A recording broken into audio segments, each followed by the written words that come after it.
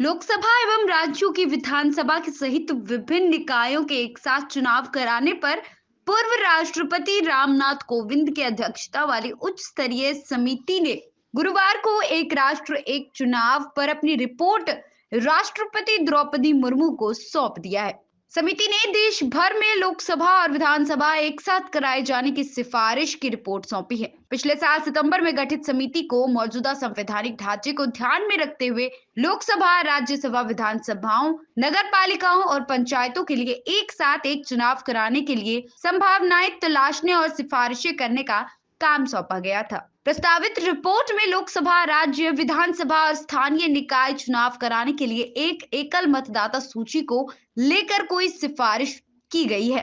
कोविंद की अध्यक्षता वाली इस समिति में गृह मंत्री अमित शाह, राज्यसभा में विपक्ष के पूर्व नेता गुलाम नबी आजाद, वित्त आयोग के पूर्व अध्यक्ष एनके सिंह, पूर्व लोकसभा महासचिव सुभाष कश्यप और वरिष्ठ अधिवक्ता हरीश साल्वे भी शामिल हैं। लोकसभा में कांग्रेस के नेता अधीर रंजन चौधरी को भी समिति का अध्यक्ष बनाया गया था, लेकिन उन्होंने समिति को पूरी तरह से छलावा करार देते हुए मना कर दिया।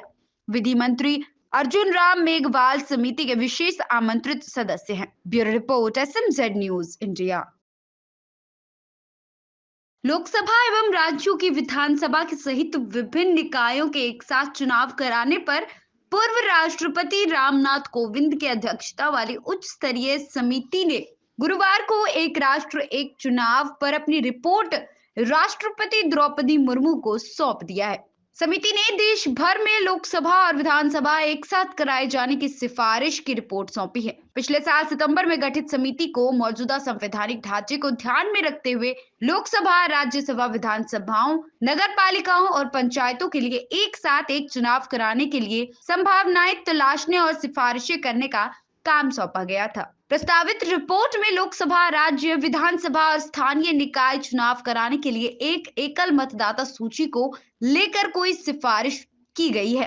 कोविंद की अध्यक्षता वाली इस समिति में गृह मंत्री अमित शाह, राज्यसभा में विपक्ष के पूर्व नेता गुलाम नबी आजाद, वित्त आयोग के पूर्व अध्यक्ष एनके सिंह, पूर्व लोकसभा महासचिव सुभाष कश्यप और वरिष्ठ अधिवक्ता हरीश साल्वे भी शामिल हैं। लोकसभा में कांग्रेस के नेता अधीर रंजन चौधरी को भी समिति का अध्यक्ष बनाया गया था, लेकिन उन्होंने समिति को पूरी तरह से छलावा करार देते हुए मना कर दिया।